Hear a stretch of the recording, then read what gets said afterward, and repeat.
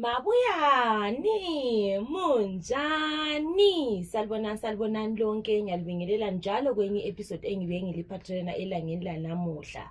Ithi ngitsho okuphakathi kwenhliziyo yami ngoba kunzima. Linjani sisimacho? I'm a man aged 56. Lami ngibuye ukuzothula okusenhlizweni yami. Angazi kumbe ingqondo yobuncane kumbe wathi okwayenza ukuthi ngiyethwala.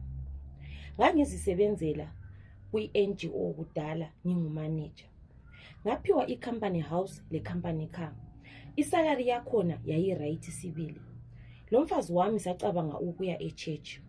Obviously sahamba ema-church wona lawo abo papa ngoba mina personally ngangifuna something different from i-church engakhula ngiyingena. Okunye ngangifuna i-class ngoba vele izinto ngiyazithanda. Saqalisa ukuya e-church, bathi besibona ngemota lempahla, bavela basipha isihlalo esikhulu e-church. Ngajabula ngoba yikho vele engangikufuna. Hawu phela ngangipleasure, ngikhupha lama offering, ngangitholakala everywhere okwakufuna imali. Umuntu wonke wayengirespecta e-church. Ngangikhipha upastor lemuli yakhe out endaweni ezidurayo. After some years, i-NGO leyana yavala elizweni lethu. Kwayenzakala vele ngilibele, ngingela ama-savings. Ngangingela indlu or imota, konke i-company yathatha. Bangipha imali eyokuthi ngisale ngisidla lemuli, kodwa kwakunzima. I-business engaliqalayo la broker, ngaswela lokuthi ngiyenzeni. Isithunzi lesiyana esasilaso e-church saqalisa ukuphela.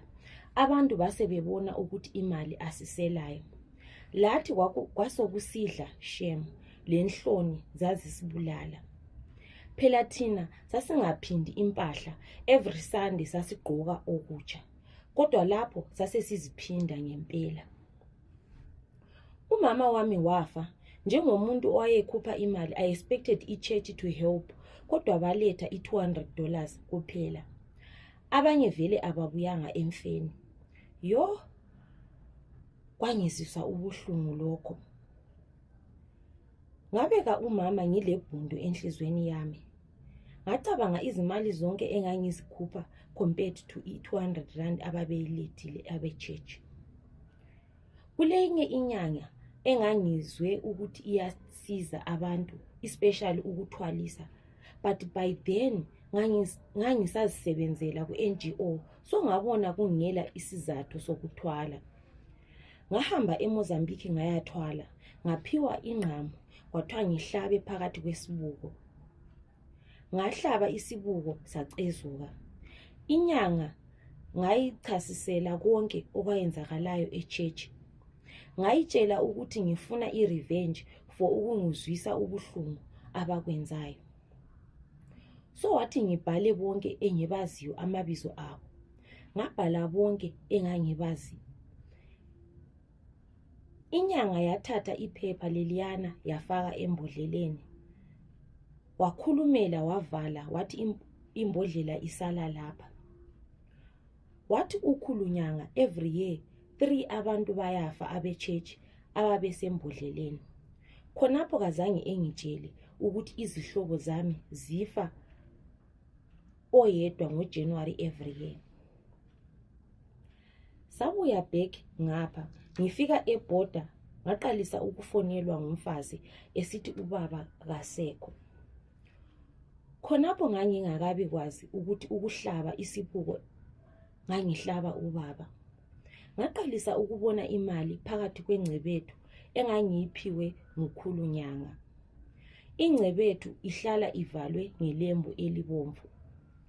Abantu be-church sebebona imali, baqalisa ukutshintsha, sebesithanda, sebesihlekelela njalo. Sabuyela laphana ababesiyenza khona sisasebenza e-NGO. Ngangihleka ngaphakathi ngisithi iziyelele lezi. So after some years, nganothisa ukuthi every year ngoJanuary kufa isihlobo sami.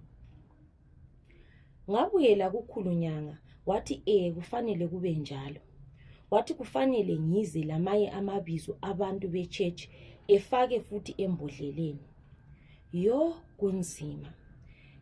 Imali ngiyabutha sibili everyday, kodwa ngiyazibuza ukuthi kodwa ngathwala because of abantu be-church. Ngoba vele siyazi umuntu uthanda okule mali khona. I wish ngabe angithwalanga, ngoba every Sunday ngise church I feel pity for abantu bonke engababhalayo. I know ukuthi abanye lizobuza ukuthi amabizo abantu ngiwazi njani. Ngilomfana owe-church ongipha i-list of every new member ongenayo e-church. Ngihlala ngile list. Ukhulunyanga engathi ufuna abantu be-church, ngiyahle ngihambe le list leyana. Ngibona vele izulu angisoke ngilibone. Yiyo-ke i-confession esuka kubhuti wethu. Ubhuti wethu uthi yena wathwala ngenxa yabantu be-church.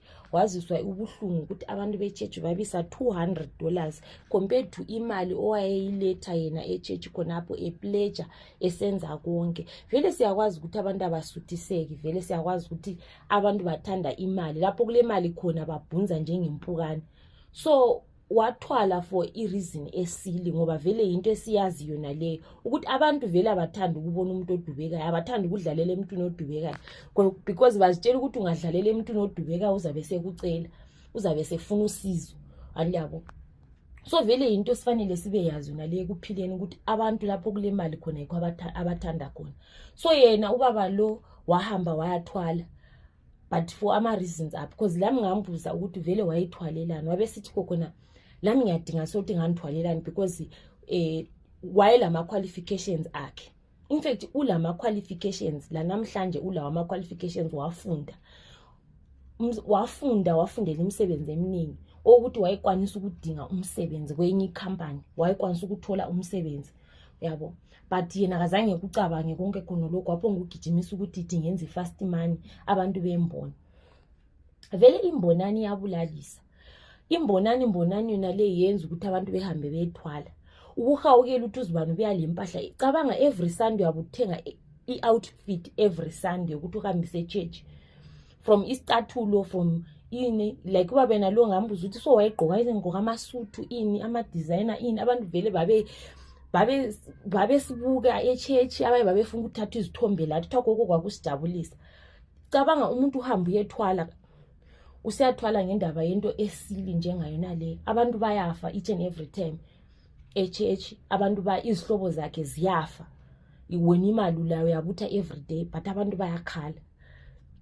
Asibeni careful e-church abantu, because these days abantu sebehamba e-church, abasahambi e-church ukuyakhuleka ngenhliziyo zabo zonke.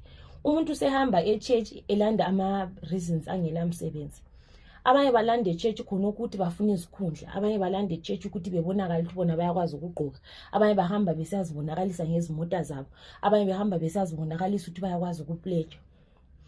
So asikhulekeni bakithi, funda ukuzikhulekela uNkulunkulu wakho wakudalayo, because khathesi into yenzakalayo ukuthi amabizo abantu be-church bona laba abhaliwe somewhere, which means xa ungakhuleka eqinisweni ukuthi ukwanisa ukulwa lama evil forces wona lawo, uyakwanisa ukufa isikhathi sakho singakafiki ngendaba yabantu bona laba.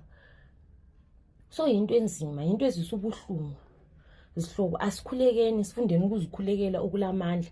Ungathi ukukhuleka khona okhana okuyenzayo every Sunday church it's enough. Khuleka la phakathi kweviki. Khuleka each and every time oyitholayo ukuthi ukhuleke, khuleka. Ma ungasomuntu ukukhuleka usenza okuthethela, hamba uyethethela, uthele phansi kwa utshela abakini bekuprotect, ngoba kunzima bakithi. Kunzima. Abantu these days bahamba beseyenza izinto ezingayenziyo for imali. Bahamba abantu be-church sebengena ku crossfire abangayaziyo. Cabanga uyabe uyi-new member, ufike uthi abhala ibizo lakho lapha, unobhala ibizo lakho ibizo lakho lithathe lihle lihanjiswe ku list. Sungene ku crossfire ongayaziyo. Wona uvela ulokwakho okukusindayo, lokwakho kwakini okukuhluphayo. Sufika la usuthwalana lokunye okwe-church khonoko. qala sasikwazi ukuthi ichurch yindawo esibalekela kiyo, yikho esikhamba khona sizothola usindiso echurch, sizothola ivangeli elithunyayelwayo elizothoba inhliziyo zethu, sihambe siyethula imithwalo yethu. Kodwa these days echurch yikho hamba khona usiyathwala okunye khona ngale, yikho hamba khona usiyafela khona. Cabangana abantu bonke asebafayo befelani? Befela into abangayaziyo, befela omunye umuntu ozijabulelayo ngemali. Ngiyabonga ngokulalela i-episode engibuyelayo elangeni lanamuhla. Please comment, like and share and also subscribe.